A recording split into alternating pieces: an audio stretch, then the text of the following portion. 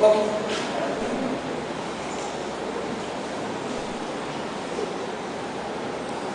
We have been insisting in this course that the kind of discussions we are having inside the classroom is focused largely on how these technologies can help business. What is the benefit you will do to improve the bottom line is a question. Can you help run the business in the better way using whatever we are saying here in the class? That is a critical question to answer.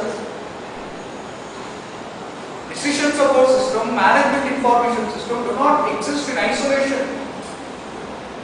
They exist within a specific context of a business strategy.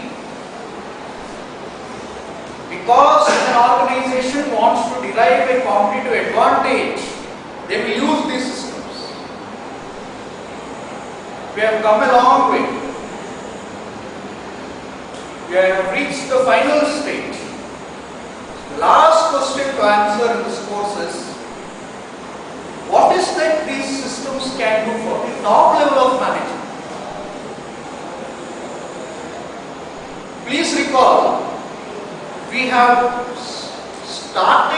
when we started the discussion, we said that information systems should have this holistic view to help everyone in the business organization. Transaction processing systems help the functional units of business. There will be intra-organizational information system. Please understand, in modern day business, the boundary between different units are very, very transparent. Sales and marketing, HR and production don't have huge hard walls between them. No. There is a lot of things which will move between them. To address such needs, the idea of ERP came in, which will take all the information in one place and then do that sharing of information to maximize its productivity. So on the one hand, you have these ideas combined with external players using systems like CRM, SCM. We have a complete system. Then we said you extend that system into MIS and use the data from MIS to decision support systems. So it is a layered approach, stacked one over another, benefiting from each other. Finally, there is top level management, a senior executive. What benefit should these systems provide to him? We have said he does this strategic level decision making. What kinds of benefits shall we promise him? We said MIS provides reports. DSS does three kinds of analysis. What will executive information systems, going by Reiner Terman Potter's terminology, what will executive information systems provide? That is a final question I will answer. So the capabilities of executive information systems that are top level information systems are basically 7 as identified. What are those? First, this is executive information systems. Any system which provides these 7 capabilities, we will call it executive information. The first one is identification of critical success factors for that organization. Can you identify critical success factors? Will your information system help you identify critical success factors? Critical success factors, from your knowledge of business studies, you should know what they are. For example, for business, what is the critical success factor? Profit. For an organization, educational organization like ours, what is the critical success factor? How will our students fare in future? It is a success factor for us? Can you identify them is the first question. Using your information system, can you identify the critical success factor? That is the first question. Now, how do you measure the critical success factor? See, for example, making more profit. That is my critical success factor. How do I measure it? How do I measure it? I should track the number of sales. I should track the amount of money I am spending for manufacturing that product. If I keep track of those parameters, I can say whether I am making profit or not. Or come to an educational institute. That our students should fare well in future is the critical success factor. What is the key performance indicator for it? How many students pass? Among the students who pass, how many pass with a good CGPA? How many gets placed? In students getting placed, how many get placed for Fortune 500 company? Those will be the questions.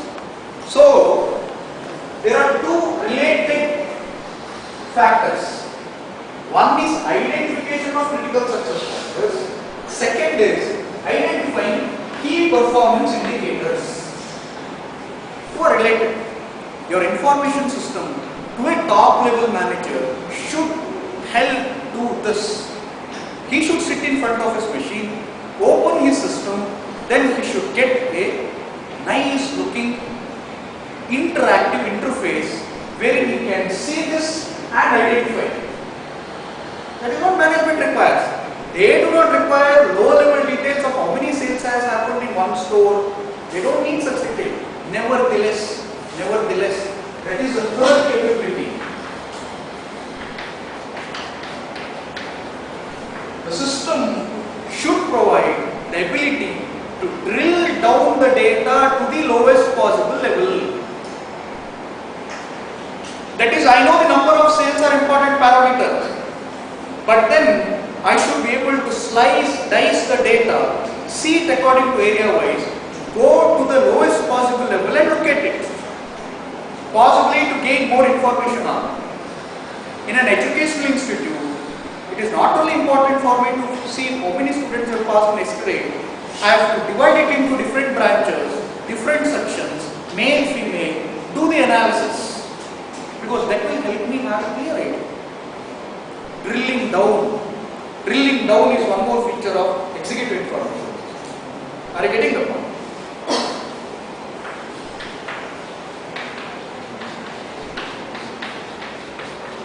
One more very interesting feature which should be provided in executive information system is status report. At any given point of time, I want to know what is the status of my company or institute.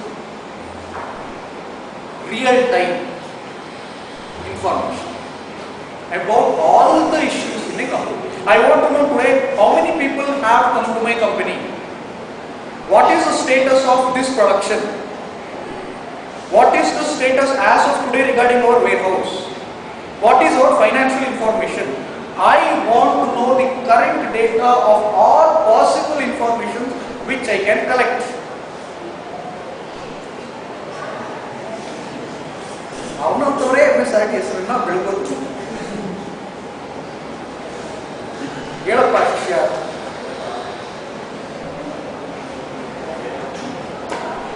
Suprabhata ಹೇಳಿದೆ ಅಯ್ಯೋ sit down ಬಹಳ ಬೇಜಾರು what happened headache please okay can I understand yeah your friends will I will answer ಬೇಡ ಅಷ್ಟೇ ನಾನು ನೋಡಲ್ಲ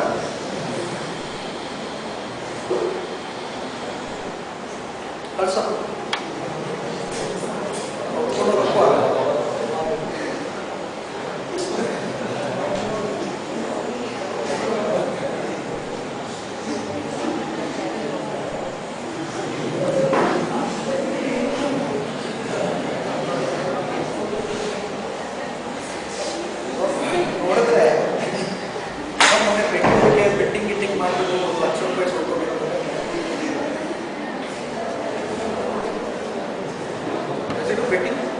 IPL betting? Can't say. I know students do points betting, I have seen that. Groups, I know that. Didn't have the last.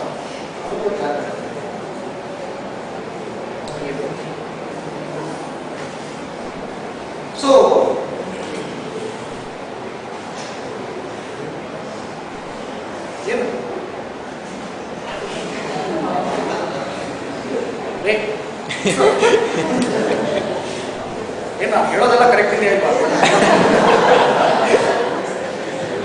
ask me anytime 24/7, I have come fully unprepared. Do you see me bringing any chits or paper? I don't ever do that. ನನಗೆ ಪುಸ್ತಕದ ಮೇಲೆ ನಂಬಿಕೆ ಇಲ್ಲ, ಮಸ್ತಕದ ಮೇಲೆ ಜಾಸ್ತಿ ನಂಬಿಕೆ.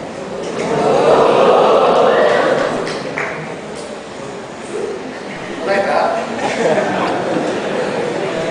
See, this is the ultimate tragedy of our education system. I keep saying, don't consider that book I selected after much thought, because I found that one particular chapter in that book was outstanding. There are 4 standard books for this subject.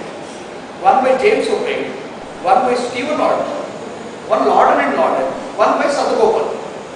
4 books are standard books. But why Reiner, Turpin and Potter was chosen by me as a textbook for this course was precisely because of one chapter, M. Pounds. Because that actually was one topic which was not covered in any other book and which I thought is something which we have to know today because there is a demand process. But anyway, ಇದೆಲ್ಲ ನೋಡಬೇಕಾದ್ರೆ ಹಿಂಗೆ ಇರ್ಬೋದು, ಯಾವ ಓದಿದ್ರು I can well remember test ಮಾಡ್ತಾರೆ ಮನೆ. Okay, so at any given point of time, the senior level management should be able to look at the current status of the company in whatever way they want. So, what to do with this? If I know the present status, what is the use? I should be able to do something more. That is, using the status report, I should be able to do a trend analysis. Trend analysis in the sense, my sales is going like this now. What will happen if it continues like this for next 6 months? Can I identify the trend? That is more important. Ability to consolidate the data and predict the future, trend analysis, that is the point. 6.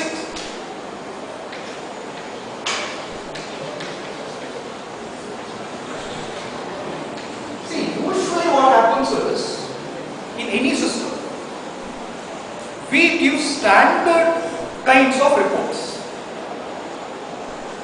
For example, if it is a financial accounting systems, we generate some reports which are mandated by the law, taxation purpose and other purpose, standard kinds of report. What if I suddenly want a new kind of report? Suddenly, the director of an education institute wants to know, among the people who have scored S grade in a particular course, in a particular semester of a department, how many of them belong to certain region or belong to a particular gender? I want to make that analysis so that I can take a concrete decision later. Such kind of ad hoc reporting, which is not there in the system, but I want to know on the fly, can the system provide it? It's a question. Ad hoc reporting, can you build it? It is very important. Lastly, exception reporting, exceptions. Something not working correctly, something going wrong. The moment it is going wrong, you should know that. Please remember what Bill Gates said.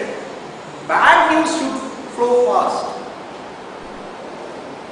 In any organization, something is not happening according to a particular way. It should be immediately reported to senior management. Exception reporting. So, any system which provides you these 7 capabilities cross-check, gentlemen. There are only 7. So that's a standard. Will be identified as executive information system. Right? But if you see some other text, the same thing will be listed under what we call expert systems. Because the standard identification of subject area here is decision support system and expert system. Decision support expert, that's a different. But Reinert Tucker Porter define expert system in a very different way. What is expert system for them? Expert systems for them is any information system which has a thorough knowledge in a particular area. Please understand, decision support systems does not tell you what to do. What to do it will not tell you. This is what you should do, it will never tell you. That will only say you may do this. Choice is left to you. Expert systems gives a precise answer. Give it a question. This is what you do. So difference. So expert systems works like a human expert on whom you can rely to take a decision. Is it feasible? If you ask me, no. Because there is no way we can codify our traditional knowledge and make it understandable by people. For example, one of the things which they speak in expert system is natural language processing using speech recognition. Natural language processing is a high-frontier area in computing. It's a dream of every computing engineer from a long time that we should make computer understand the way we talk to each other. Not in a very robotic fashion by writing a program and making it understand. Natural language interface will be it's the ideal of computing field.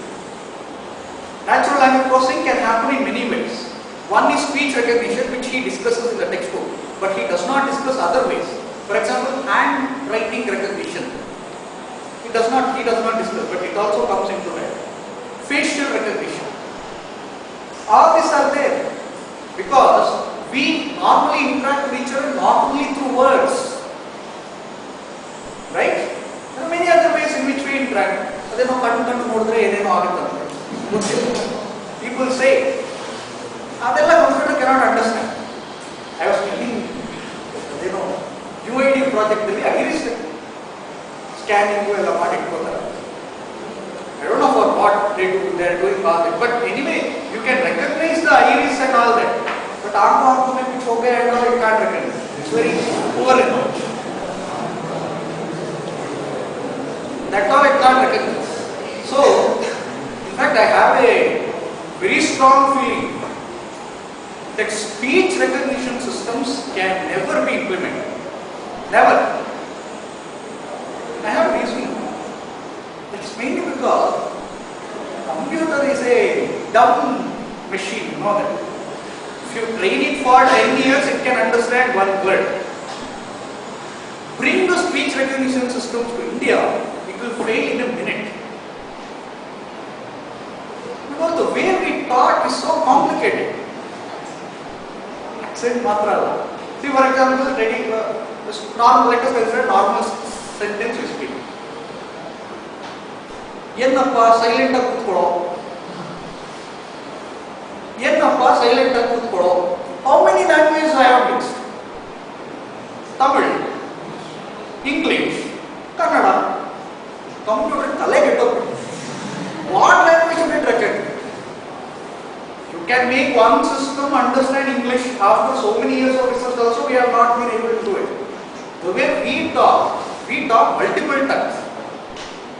Normally in our household, at least if you come to my house, we speak so many languages. At times we switch between Kurgi, Tulu, Kannada very easily.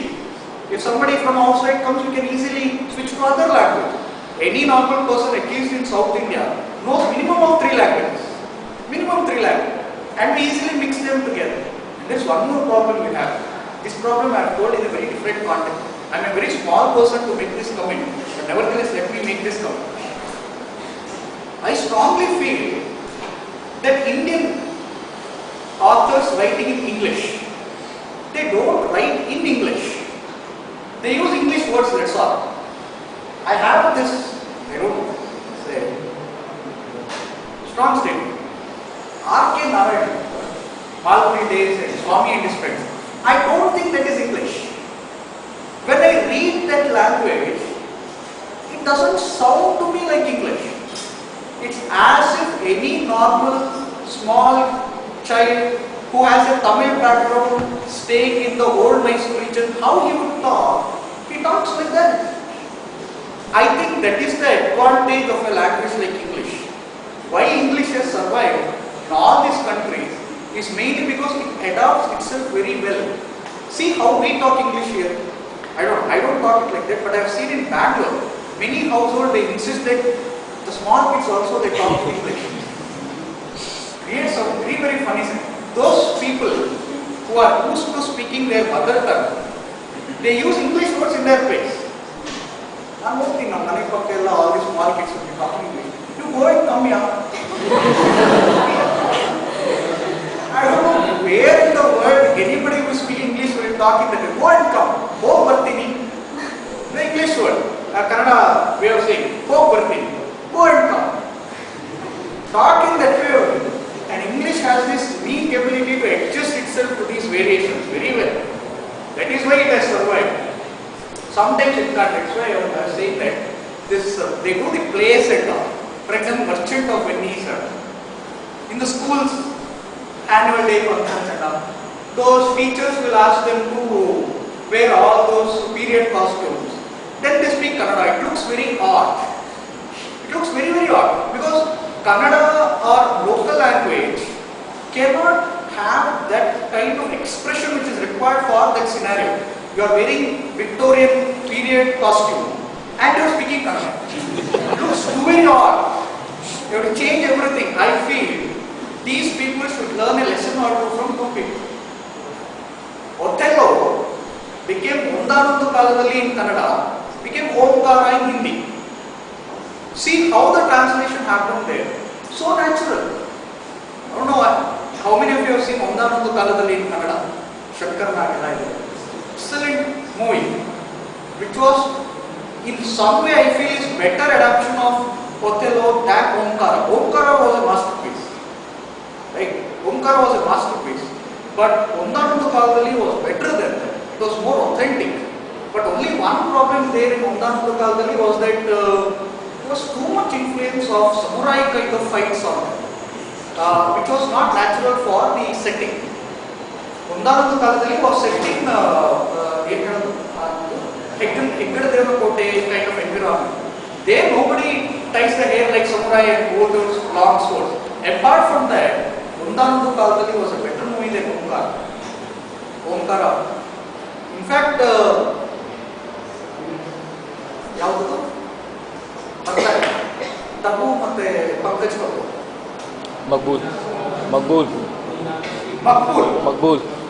Maqbool, which is Macbeth, became Maqbool. That will also come in Kannada. Many people don't know it. But anyway, it's limited. Why am I saying this? Oh, I am saying this because language has a limitation. And despite all the limitations which language has, my gut feeling is that we will never see a workable speech recognition system. We can never see that. But that should not disappoint us, mainly because languages have evolved from 2000 years. I don't know about other languages, but Kannada I know for sure has progressed through 3 stages at least. We call it Hale Kannada, Nadu Kannada, Hosa Kannada. From the 10th century to around 12th century, we call it Hale Kannada. From 12th century onwards till 16th century, the Kannada is Nadu Kannada, after that Hosa Kannada. Language always keeps on changing. Language is never static, like culture. Keeps on changing. So there is nothing like pure language or pure culture. Never exists. But unfortunately, a computer which has limited capabilities cannot understand these complexities. But one thing that we should remember is language is existent from 2000 years. Computers is there only from 50 years. So you can't expect that whatever happened in 2000 years will capture it in 50 years. Come on, it's impossible. Too small a time. Maybe after some time, maybe after we come up with newer technologies, much faster processors, new way of doing computing, we may do. But what I am saying is with the existing technologies, existing knowledge we are having, we cannot build. Mainly there is one more problem, which I always say to the speech recognition people. Most of the times, we don't say words at all. We produce some sounds. We know the meaning of it. Example for that. Andre we know what it is.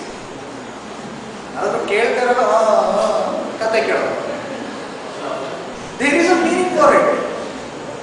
Computer, how do you teach computer to understand all this? I don't know. Very, very difficult. And there is one more problem let me tell you. Written words can be broken up into sentences, words, alphabets in any language. Take any language. There are sentences, words, alphabets. Spoken words cannot be broken up. If you can't break up the spoken words, computer cannot analyze it at all. Very difficult. Anyway, hope that that comes up. So my argument against Reinhard Turpin and Potter is natural language processing speech recognition system cannot and will not make up to expert system. Will not. What else? Probably is just a suggestion. A very sophisticated technologies using neural networks, genetic algo, fuzzy combined together can give a better expert system. Probably we should look into that. So this in a nutshell has completed the course. So I have Beda. That's it.